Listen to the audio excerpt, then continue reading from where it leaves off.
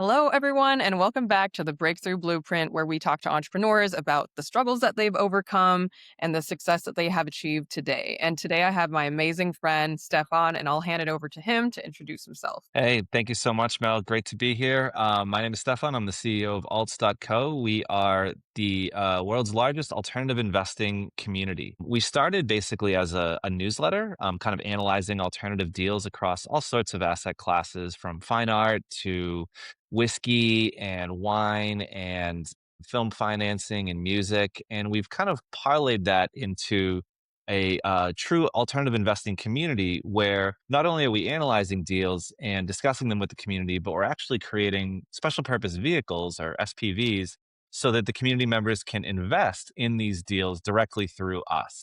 And that's how Mel and I met over through a tequila deal in Mexico last month. Amazing. Love it. Yeah, that was such an awesome trip and just learning. It was cool because I didn't really know who was going to be on this trip. And my friend Mike was supposed to go. He didn't end up going. And so just like being around you guys and be able to learn so much about what you do was just awesome and such an unexpected surprise. But so how did you get started with this company? Like what were you doing before? This was a COVID baby, this entire company. I live here in Melbourne, Australia. And, this was during the lockdowns of 2020 where there was basically nothing better to do for, geez, 3 straight months, 4 straight months. I can't even remember. It's kind of a blur now. But I basically just kind of started writing.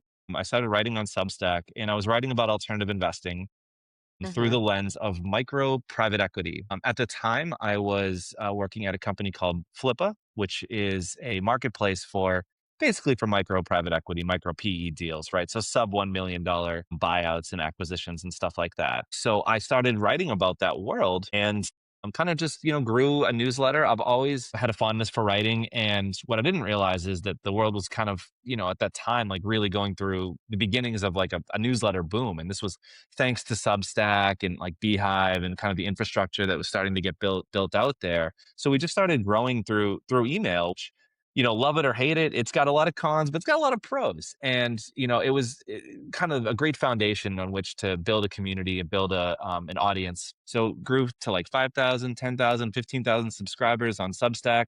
And at about that time, I noticed there was another Substacker who was kind of doing something similar. He was an American like me, living abroad. His name is Wyatt, and I really liked his writing. I thought he was really cool. I did kind of see him as a competitor, though. We were kind of talking about the same stuff. He was kind of coming at the world of alternative investing through a slightly different lens. He was more about, kind of like the collectibles world, and he was analyzing, you know, all sorts of deals that like I wasn't really interested in and stuff like, rare books. It turns out he has a really rare book collection. So we were kind of like just we became like internet friends, I would say. We were just chatting on Twitter and stuff like that. And like after a few months of this, like, one day I just rang him up and I was just like, look, man, like we're kind of like competing. I'd rather not compete with you, and why don't we just team up? And I know we've never met in person and we live like literally on the opposite sides of the world. And he was like, yeah, that sounds good, but like, what's your vision? I'm like, well, I kind of want to parlay this whole thing into a fund. And he's like, yeah, that's what I was thinking too. And so, yeah, we basically just started alts on the back of two newsletter writers that became friends online, and then just turned it into a real life business. That's amazing. I love that so much. And it's cool because I love hearing about those like stories where it's just such a synchronicity and alignment. Like you can't really explain how you guys like ended up and met and were doing the same thing. But like that's kind of how I met my business partners is I hosted an AI meetup and one of them came and was like, do you want to do sales for me? And I was like, sure. And now it's exploded in the matter of like the last, I don't know, 4 months. And it became something completely like I could have never imagined like what it would be today. But I'm so grateful that that happened, that he came to my event and asked to work with me because it didn't really cross my mind because I was just like doing all these different sales jobs and then I realized like it wasn't going well because I wasn't in alignment with my true passion, what I wanted out of life, my vision in my career. And now that I've fallen into that, everything has felt effortless. Like meeting you guys, meeting Miguel. It's just been amazing the people that have come into my life since that happened. Yeah, it's interesting what you say about like, your passion and stuff because it's like there's a lot of conflicting advice about like following your passion and this and that. And like I Hmm. don't know like about you, like Where I've landed is, I don't think you necessarily need to be like passionate about every aspect of like, a business that you create, right? Like there's things I love about my business, there's things I freaking hate. Like, and that's okay. But you've gotta be able to, wake up each morning, like, excited about what you're doing, like, for sure. And that is definitely something that, like, I feel very great about, is that, like, for all of Mhm. the tough parts of entrepreneurship and, like, Lord knows, like, we both know, like, it is definitely, like, not easy, and there's a lot to dislike, man, like, but getting out of bed in the morning and just feeling energized and fueled by Mhm. what you're doing is so important, and, I do think you need that, and, yeah, definitely happy to have that. I mean, and it's so awesome that I feel like, and we were talking about this on our trip, was that we're so lucky and grateful to have crafted these lives around like your business involves community, travel, new experiences, cool projects, like very interesting investments that's not just going to make people money, but it's like, wow, you can invest in K-pop or film rights or a tequila distillery. It's like that's something that I personally had always been looking for. I've always been looking into alternative investments on my own. So it was crazy to meet you guys again. But what are some of the things that you're most excited about doing in your business and community? It's gotten to the point now where, we basically there's so many, different types of alternative investments out there, that we Mhm. have, like, more deal flow kind of coming to us than we, kinda, like, know what to do with. So, that's a good thing, but it Mhm. means we have to pick and choose our focus areas, much Yeah. more intently than we used to. Mm. So what I'm excited about for next year is there's a couple of areas that are really becoming truly really important to us. So the first is film financing. So Mhm. we do film financing bridge loans. We don't invest in film equity. We're basically doing film lending. And this has become a really important big part of our business. It'll probably be about a third of our business at this time next year. So that's a huge focus area for 2026 for us. Obviously, you and I met on a wonderful tequila due diligence trip in Guadalajara. I'm happy to say that tequila is first of all, it's a very fun alternative investment to be involved in, as we both know, but it's also just a really lucrative one. I mean, like the great thing about Mm. tequila is it has all the appreciation properties of like wine and whiskey without the weight, Oh. right? So like if you're investing in wine, whiskey, these are, 7, 10 year holds, if not longer. But with tequila, you remember from the tours we did? I mean, it's just like 3 years and that's it. And you can appreciate like crazy in that short window of time. There's Yeah. also a lot of interesting stuff you can do with like barrel financing and keeping Mhm. the cash flow going on that front. So tequila is a very important alternative investment for us. We're very excited about for 2026. I do like music as an investment. You mentioned we did our first K-pop music rights deal just a few months ago. Mhm. Music is actually a real tough one to invest in. There's a lot of emotionally charged investing happening in music, but finding the right deal is tricky. And the reason is that Mm. the middle class in music is kind of going away a little bit or a lot bit. It's increasingly kind of becoming stratified where you have like a lot of like, on the bottom of the market, you've got a lot of like almost like angel investing style, like startup bets on artists, but we're not really interested in that. On the high end of the market, you've got these like legacy, artists selling their catalogs, the Red Hot Chili Peppers of the world, the Rolling Stones, but we can't play in those ballparks yet. We don't have the cash. We can't pay X for these kind of catalogs, even if we did have the cash. So we're kind of like, it's challenging to find something in the middle. We were lucky enough to find a great K-pop deal this year in the middle, and I'm hoping we can find something next year. I would love to do something with like reggaeton next year. I think that could Mm. be really interesting. Just Latin music in general is the fastest growing genre, especially the intersection of Latin and country is huge right now. Mm. Yeah. So there's definitely opportunity out there, but I'd say those are the kind of some of the top, alternative asset areas I'm personally most excited about. That's so awesome. I love hearing about that. And yeah, just being able to do due diligence in a tequila distillery and traveling around, like incredible. And yeah, so it's awesome seeing the things that you get to do. And like, what are the other ways that you're able to build community? I think you mentioned that you guys do in person events. We absolutely do in-person events, and, it's funny because it sounds, I mean, these are a really important part of what we do. I think we're still all kind of living in this, like, post-COVID, like, hangover world where, like, IRL connection is still, like, so important. we are just leaning into that 100%. So, prior to, starting alts, I had some event planning in my background, and I love hosting events. I love doing that stuff. But the thing is, events tend to be very tough to make money on their own. Right. Like it's not like a lucrative like thing. They cost a lot, and you Yeah. generally want to have like something else that is fueling the actual event, a reason to have the event itself. Yep. So luckily for us, like that's exactly what we do. So I'll give you a great example. Like before you and I met in Mexico, we were just coming off of an event we hosted in Los Angeles. This was a classic car investing event, and it was held at a basically a classic car museum in Hollywood. And so we held an event there to support our what we call Auto One, which is our first classic car investing fund. And we got our friend David from London, who runs a company called the Car Crowd, who we basically worked with to bring this classic car investing fund to life. So he came, and we took some joyrides and some Porsches, and we gathered 20 folks and talked all about our Ferrari arbitrage deals that we're doing and the Lamborghinis we're going to buy next. And it was so great to kind of just have everything meshed together so naturally, right? So yeah, it's Yeah. kind of posh and we're doing this great event and everyone's having fun, but there's also Mhm. meaning behind it. And, Yeah. it helped us, close this Auto One deal. So Mhm. yeah, I like to call it like, I think you've mentioned the term like adventure capitalism, right? Like I like that term a lot. I find it to be like very meaningful travel, right? Like, you think there's so much kind of like travel in the world today that's kind of just I don't mean to insult people who kind of do it, but it's kind of just like meaningless. Like you just go to a place and you kind of just hang out, and there's no real like you don't really meet people from the location. You don't really do anything like that you couldn't do in your own city. And like we're really trying to bring kind of like a meaningful investing focused travel to the world.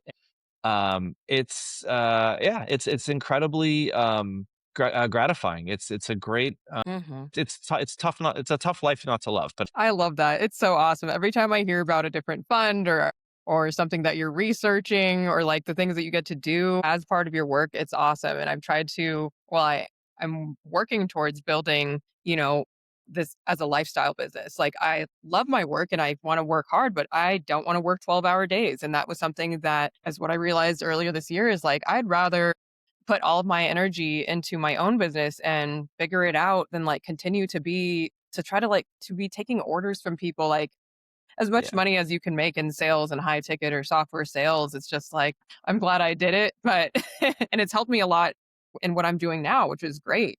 But I'm so glad like I will never ever have to go back to that again. Yeah. Oh, that's a great feeling for sure.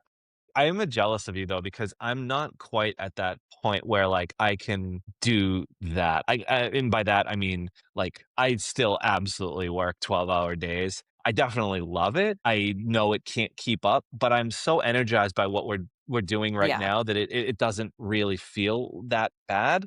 Yeah. I do long for the day when I can, kind of turn that into more normal, Mhm.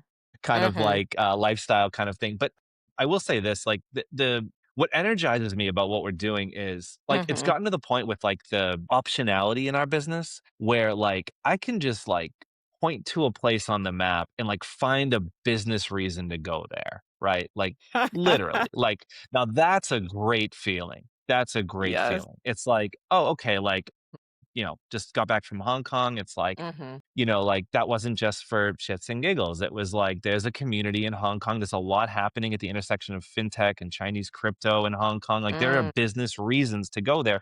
Let's make a thing out of it. Let's make a dinner out of it, right? I Yeah. could point to like, like I was just like, I can go to Japan next month and find a business reason to go there and have Yeah. something tangible when I return Mhm. that we can invest Mhm. in as a community. That's a really cool feeling. And you Yeah. kind of feels like you're just bound by nothing, and that's a great feeling, I have to say. Yeah. Yeah, I love that. That's why I'm excited to work with you guys more, like partner on deals and content creation, because that I'll also have a reason next month to go to Japan.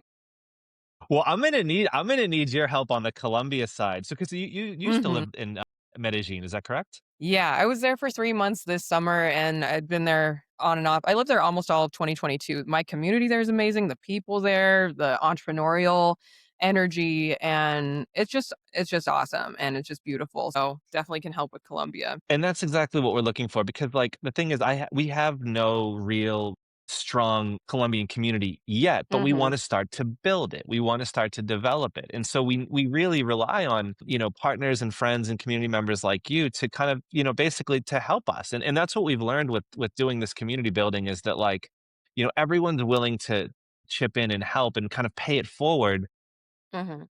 knowing that someone else will help them in the future. So, like, let's say you put a lot of time and effort into helping us make this, potential Columbia trip happen next year, right? Mhm. Mhm. That's going to take considerable effort on your side, and it's like, okay, like, what do you get out of it? Well, sure, you get to, like, help create something great from scratch. You get to join this awesome trip that we're putting together, and you had a huge hand in. But more importantly, I think what you're going to get out of it is, in the future, when we do a trip to Japan or when we invest in, Croatian farmland and want to take a due diligence trip to Croatia to check it out, Mhm. like you're going to lean on other people to help diligence those deals and to help build those Mhm. communities. And so that, Mhm. it's like kind of like an evolving circle of trust that, like, everyone kind of has a vested interest in keeping moving forward, if that makes sense. Yeah, definitely. Super exciting. I'm super excited for next year. I know that you mentioned that you are doing an event during the World Series of Poker in Vegas. Is that correct? We're thinking about it. Yeah, it's funny, the line between gambling and investing, in my opinion, is getting blurred. I could write a whole I actually probably need to write, like, a whole essay on this, but I Mhm. think suffice to say, we're all noticing what's happening, that gambling and investing for better and definitely for worse, like, the worlds are converging. We Mhm. find that a lot of serious investors that understand risk and love, games and gaming, like, tend to be poker players. So there's a lot of poker players in our community. And so we were thinking of tying in a Las Vegas trip next year in with the World Series of Poker. This would be less of a serious alts investing trip and more of like a fun kind of, like, gambling gaming kind of trip. But yeah, there's definitely a lot of interest in that. So we're thinking about it for next March. Gotcha. And going back to you mentioning next year, a third of the business is going to be from film bridge loans. Can you talk more about that? Like, why is that so lucrative? It's, an interesting world. So think of it this way. There's a period of time after a movie gets greenlit, approved, to be produced, but before the financing kicks in from stuff like, tax credits and other kind of, like, private financing, there's the kind of like a Mhm. window of time, a gap, about a 2 to 3 month gap with a lot of films where the costs keep building up, but the money hasn't started flowing in yet. And so Mm. the movie studios, the production houses, basically they have this need for these short-term bridge loans. These are 2 to 3 month loans that are basically backed and guaranteed, and often there's personal guarantees, but more importantly, they're backed by tax credits. I'll take a Mm. quick step back and just touch on tax credits. If you're not in the industry, you may not realize tax credits are an enormous part of filmmaking. Yeah. This is a big reason why so many films aren't made in Hollywood anymore, is because, like, Canada, Iceland, Australia, these countries give incredible tax benefits to film there, right? But they don't kick in until in some cases, until you've started filming, in some cases, until it's like half done, in some cases, until the movie is completely done. And so there's kind of like this deferred revenue that's on the books of these studios that they can't really, like, activate and tap into yet. So they have these short-term bridge financing needs. And firms like ours step in to provide that financing. These loans pay, I mean, like, a really high amount. Like, they're it's about Mhm. a 1% per week, but they only last for 8 weeks or 12 weeks. So what we've done is we've pooled together funds through the community. We've raised about 4.5, $5 million so that we always have dry powder ready to deploy into these loans, and we can do multiple loans at once. So at any given time now, we have 2 to 3 loans active at the same time. So we're getting, 1% per week on 3 different loans, and it's just kind of constantly recycling. So, Mhm. do the math. I mean, that's incredible. I'm not going to do it live here on the call, but 1% per week, and you have multiple, two, three at a time. I mean, that adds up real quick. So that's basically our a big part of our Mhm. business now is film bridge loan financing. Wow. That's so awesome. Did not know about that. I definitely want to invest in that. Amazing. So you're also going to do more rounds of like the tequila fund.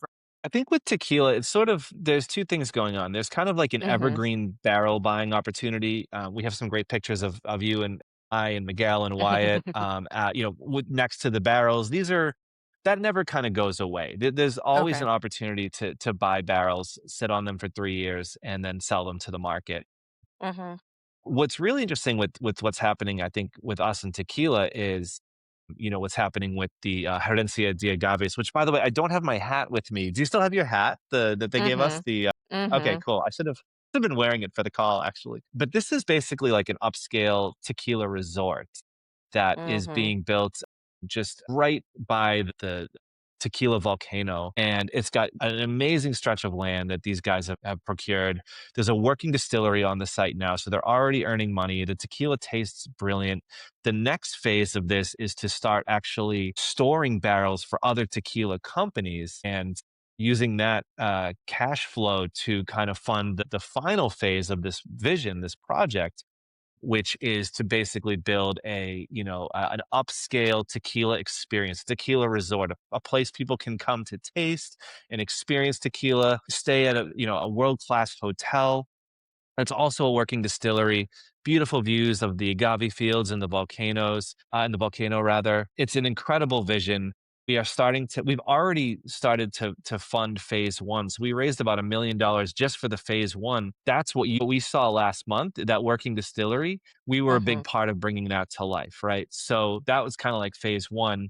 And now we're raising for phase two. There's going to be at least 3 and possibly 4 phases for this thing over the next few years, but man, this is a life project kind of work. I mean, this is a life's work kind of project, I should say. I mean, Mhm. this is Mhm. something Mhm. that to see this come to life and to be able to enjoy this for, decades is just going to be incredibly gratifying and Mhm. hopefully lucrative for our investors as well. So, yeah, I mean, we've come a long way with tequila. I mean, we started with just the barrels, but now we're doing all sorts of really cool stuff and it feels amazing. I love that. It's so awesome to see, like, and it was awesome just learning more about how tequila is made, seeing where it's bottled, seeing that it's, like, hand bottled and labeled and all, like, just learning how to taste tequila from Jimmy Sousa, like, 5th generation of the Sousa family. I was just like, because I had no idea what to expect on this tour, who I was gonna meet or what it was gonna consist of. I was just kind of, like, going with the flow, and I was like, "Oh my gosh, what a once in a lifetime experience that trip was." I definitely wanna do it again at some point next year and maybe bring some more people, but I think that's really awesome.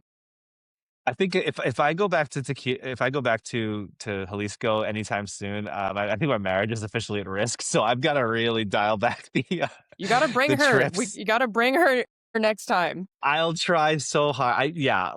Where we really want to make this Colombia trip happen. I think that would be Gotcha. something really. I mean, Colombia is just growing so fast. There's so many Mhm. people moving there. Like Yeah. I've never even been, right? So I would love to really hustle and make something happen. Okay. Maybe like next April or May. We're Okay. gonna need your help, Mel. We're gonna need your We'll figure it expertise. We're out. gonna Believe need me. your LinkedIn outreach. We're gonna need a lot of work. So let's get moving. Let's do it. I'll assemble the Avengers. But yeah, no, I mean, Medellin is gorgeous. It's one of my favorite places in the whole world. There's a beautiful energy to it. They call it the city of the eternal spring. So the fact that you guys want to do stuff there is great because it's just a beautiful place to visit any time of year. And it's just, I mean, these are kind of, when you think about alternative investing, to me, a big part of alternative investing is just, frankly, investing outside the US, right? So, like, we're both from the US, and like, the US is the world's best and biggest market, and nothing comes close. And Mhm. that's Mhm. great. That's fine. But there is Mhm. a whole world of investing opportunities out there. If you look at developing countries, nations like Mexico, like Mhm. Colombia, like Mhm. Vietnam would be a great one, growing extremely fast. Yeah. And there's all sorts of startup opportunities, real estate opportunities, infrastructure, which is less sexy but very much needed. Yeah. In Mexico, you have a lot of the nearshoring stuff happening, Mhm. especially Mhm. with tariffs. Yeah. There's just so much opportunity, and the only way to really understand it is to just you got to go down there. You Mhm. can't Mhm. read about it in a blog post and just start investing. You got to understand what Yeah. you're doing. You got to meet people, and that's what these are all about. Yeah. That's the due diligence. No, totally. Learn their stories, like, because if you're gonna go into a deal as big as this tequila resort, like, you wanna know who these people's, like, families are and their background and their values, Oh, and are yeah. they trustworthy, especially when, when you're working with anyone new or and evaluating any partnership or deal, but especially when you're outside of the US where you don't have laws, to protect you, basically. Like, you really have to figure it out, and that was another question I wanted to ask you is, what is your process of due diligence and investigation behind these investments? We call it decentralized due diligence, and it's Mhm. a term I wish I created, but I didn't. But one of our community members coined it. So basically, the idea is it's kind of that same like pay it forward idea that I was alluding to earlier. But basically, how it works is we don't pretend to be experts in all these different asset classes. Like, there's no way we could be, right? Like, I mean, we're in like a dozen different asset classes at this point. There's certain asset classes we know better than other people, and like by virtue of the fact we've been doing it for so long, tequila is definitely one of them. But, like, there's no way I could just become like a music rights investing expert to the degree I need to be Mhm. overnight. So what do we do? So what we do is we grab people from the community that are the domain experts and we ask for their help diligencing each deal. So take the K-pop music rights deal we just closed. I don't know a whole lot about this world, but we took a trip to Nashville last year. It was an alts trip that we took to basically forge connections and learn about how the industry works, and to find people that can basically work with us when we have a deal that's ready to be diligenced. Well, it took 9 months, but we finally, we got this K-pop deal across our desk, and what we did was we reached out to everyone we had met on that Nashville trip and just said, "Hey, look, like we've got a deal, we've got a live one, folks, right? We need your help diligencing this." And they were happy to help because, yes, it takes time, it takes effort, and it's a lot of work to diligence these deals. But these are the Yeah. experts, these are the people who know it best. And they have the confidence of knowing that when a farmland deal comes around or when another film deal comes around, that's outside of their expertise, but there's someone else in the community Mhm. who will step up and help diligence for them, right? So everyone kind of Mhm. brings their own expertise to the table, their own domain Mhm. expertise to the table, and we all kind of diligence the deal together. So it's not just us doing it. That's Mm. the thing that Mhm. people I think don't realize. We Mm. absolutely lean on the community for this. It's a huge part of what we do. Yeah. I love that. That's so awesome, and it's so unique because I had never heard of anything like that before, especially on this scale. So, I think it's awesome because it builds community, and when people have a part in it, I feel like there's also more trust in many ways, and it's more fun. There's so many different benefits to it, and you're right, it's just like, well, you should be talking to the experts, and there are so many people in your community, I feel like there's probably experts in a variety of fields. There are experts in fields I didn't even know existed. I mean, we're looking at doing well, I'll give you an example. We're looking at doing to kick off the new year. We're looking at doing a deal with a modern shipwreck retrieval resource company. So I can't So name the name just yet. The ink isn't dry yet, but basically, you'll hear about these guys soon. They are using AI and other technologies to analyze the shipwrecks that are all around the world. There's hundreds of shipwrecks all around the world, just maybe thousands. I don't even know exactly how many, but they're using AI now to analyze the materials that are embedded into the shipwreck. So like there's copper in many cases, which is super valuable. There's other precious metals. There's gonna be gold in some of them. There's a lot of silver in some of these ancient ones, right? They're basically looking to use that technology to figure out which wrecks to explore and to bring back some booty. I mean, I can't even imagine. Like there's so much to learn about this, and we do not have the expertise in this area. But Mhm. you better believe that as we start doing business with these guys, Yeah. we learn more about it. More people come from the community that are tangentially related. We start to build our Mhm. network in that area, and within a year or two, like yeah, we'll be shipwreck experts. Mel is what we'll be. That's so cool. Oh my gosh, I've never heard of that. Shipwreck AI. That's gonna be a great, really fun deal. I'll definitely Actually, you're look gonna out for these.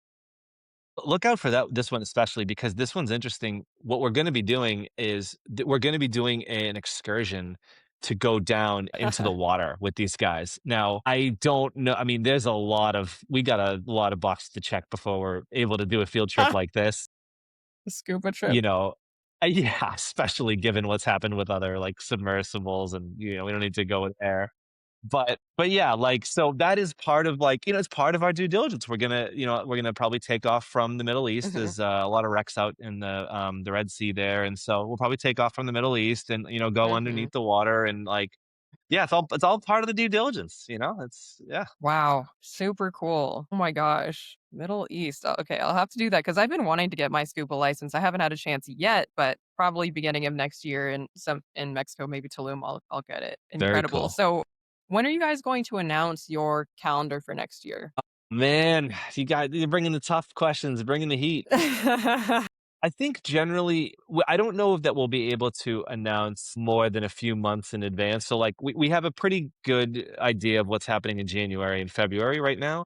I Mhm, think after April, it starts to get pretty fuzzy, and the nature of what we do is we're very opportunistic. Like, we don't mhm, know what we're going to be investing in until a few months before. Again, not to talk about the K-pop one again, but like, I was sitting on that deal, for example, for months, and I didn't, this was like about a year ago, right? And like, it got brought to me, and I'm like, I don't know anything about K-pop. Like, I don't know if this is like the right kind of deal. It just, we were just sitting on it for ages, and then one day I turned on Netflix, and you know where this is going. Like, I saw this show called like K-pop Demon Hunters, and I'm like, what is that? And it was like, I'm like, oh my god, this is like the fastest growing show in Netflix history. I just mhm, called Wyatt. I'm like, mhm, we're gonna like clear the calendar. Like, we are gonna pounce on this like now, and like that's exactly so it's very opportunistic in that way, right? Like, there's some things that are evergreen, like, let's say shipwrecks are pretty evergreen, mhm, but there's other mhm. things that are very, like, timely, right?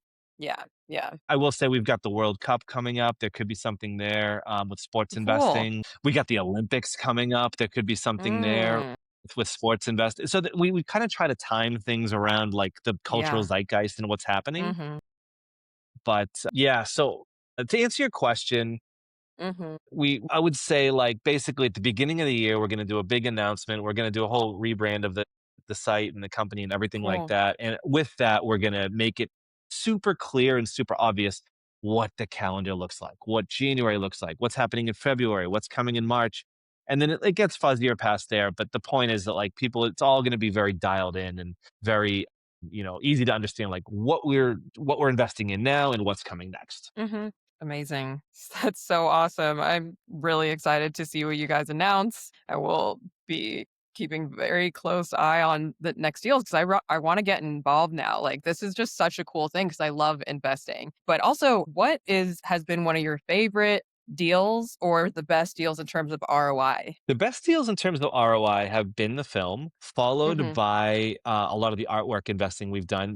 Uh, you Cool. talk about opportunistic, our artwork is very opportunistic. It's very much like timing is very important, and Hmm. we had we have a great broker, an art broker in London, and about, 2 years ago, he said, I can't name names on this. Mhm. Basically, this gentleman said, "Look, there's a famous British modern artist who's getting older, and I think she's undervalued by the market, and I think when she unfortunately passes, um, the it's a bit morbid, but, history will remember her kindly. Her value will go up." And, Interesting. he said this about another, artist, another famous, British modern artist, a guy, and unfortunately, that is exactly what happened this year, this artist, he did pass away, at a very ripe old age, and he had a wonderful life. So we were honored to have invested in his works, and learn about this guy. And again, I can't name names, for Mhm. different reasons, but, Mhm. so that was, it feels reductive to talk about, artwork and investing. It's something that's so personal, and so meaningful, especially the artwork he did, and reduce it to a number, an ROI Mhm. number. But, at the end of the Mhm. day, like, this is not a charity. We are Mhm. looking to make long-term investments, and this one has been, Yeah. on paper, it is proven to be very, very good. That Mm. one was very Mhm. good. In terms of most exciting, I would say, like, I mean, yeah, the tequila stuff is up there. There's one thing we didn't invest in, which I thought was really cool. About a year and a half ago, I got wind of a market for you're gonna love this. It's a market for rare license plates, low digit license plates. Now, I don't know if you've ever seen, I don't know how big it is in the US. I know in here in Australia, it's a huge thing. It's a kind of a status symbol. So when you see a car Yeah, driving around and the license plate is just like, 131 or something, right? Like just like a low digit license plate, that's what they so call funny. I've never heard that. heritage plates. Dude, I hadn't either, believe me. I didn't even Wow. notice this at all, but apparently there's definitely like a robust market. So like it's really tough to get like license plates that are like less than 4 digit. Like that you're already paying 5, 10 grand for like 4 digits, right? Even if it's just random 4 digits. 3 digits is really expensive, and then 2 digits are essentially Mhm, like 2 and 1 digits are like essentially unheard of, right? They're worth millions. People pay millions. Like mhm, it's not a huge market, but the people that are in it have so much zeal and mhm, enthusiasm, and they just basically collect these low digit, plates. It's come to the point now where like most of the plates, the license plates are worth more than the cars. And these are on really nice cars too. It'll be on like a Lamborghini or something or a Ferrari, oh my but gosh, it's the that's license plate's crazy. more valuable than the car, Yeah, you gotta 100%, be like careful about that. 100%. Someone just gonna take it off. So that's like a huge thing. So you never park it. You can't. I've learned so much about this market. You can never So you park. you you can never park it. You're constantly driving it, and then you drive it home, and like that's it. I mean, and you could show up to a private party where no one's gonna, Yeah, nick it, yeah, but you that's couldn't just so park it on like Main ridiculous. Oh Street. my Oh gosh, yeah. Oh, it's that's so insane. funny. So look, we didn't invest in this market, but like I talked to three separate,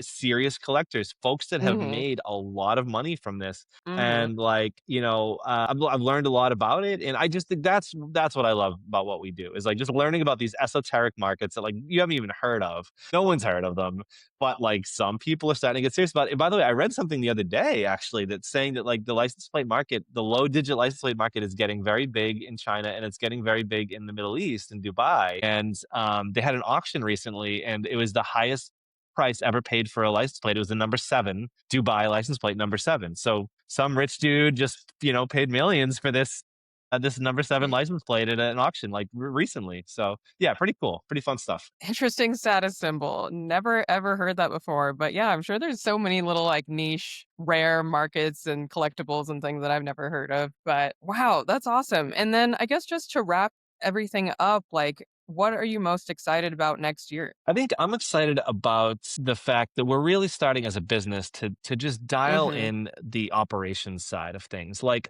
if there's one flaw that we have is that we are so broad and we're in so many different markets that like it actually can be a little overwhelming not only for the community but like for us, right? And it's funny cuz like this is like the opposite of what they teach you in business school, which is like go vertical, like do one thing and do it well. Yeah, Early on in the business, Wyatt and I were like, fuck that. We're going to go as broad as possible. We're just going to own the world of alternative investing, esoteric, retail, alternative investing, yeah, and we're just going to go and insert ourselves into all of these different alternative worlds. So that definitely has its pros. And I'm glad we took that route. The con to that though is that it is very easy to get overwhelmed and spread yourself too thin. And like I talk to a lot of folks that like get our emails and in the community and they're like, "Man, I love you guys. You guys just put out a lot of content." And it's like they're like, "You guys are like a machine. I can't believe it." And I'm mhm, like, "You know what, man? It's actually too much. What we need to do next year, to answer your question, Mel, and we need to really start dialing it in. So it's like operationally, we're doing one thing at a time, one thing per month, mhm. one great alternative investment per month, and really have it all planned out, have the calendar dialed in. That's what I'm excited about. I'm excited to finally really just professionalize and streamline the sheer myriad of alternative investments that we're dipping our paws into. So it's a little boring, but I'm very excited about that because it just it's just going to make things so much easier for us. Yeah, for sure. Wow, I'm excited. I'm super excited for next year. Definitely excited to work together on things, see what you guys come up with, the investigations. I want to see the crowdsourcing. That's something I'm looking forward to. Is like seeing people's input and like the deliberation that goes behind deciding, if a deal is worth it or not. But thank you so much for joining me here. I'm so glad we got to do this. I'm sure we'll do another one early next year also. Thank you so much. Keep up the awesome work. It's been a pleasure, and we'll talk soon. And thank you everyone for watching and tune into the next episode.